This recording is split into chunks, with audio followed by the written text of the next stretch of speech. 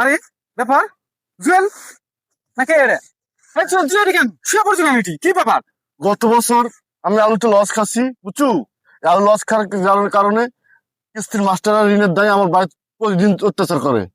আমি এই জন্য আমি এখানে থাকি, এখানে শুয়ে থাকি, সারা রাত এখানে থাকি। এক বছর একবার আলু টালু করে নিয়ে এক বাড়ি ফিরবো, এজন্য আছি। আচ্ছা ঠিক আছে, খারাপ হওয়া তুই উঠ উঠ উঠ। হ্যালো এভরিওয়ান, এখানে দেখতে পাচ্ছেন যে এক কৃষক তার জমিতে শুয়ে পড়ছে, কিস্তির থাকা টাকা নিছে এনজিও থেকে, নিয়ে আলু করছে। গত বছর আলু করছিল, অনেক টাকা পয়সা লস করছে সে।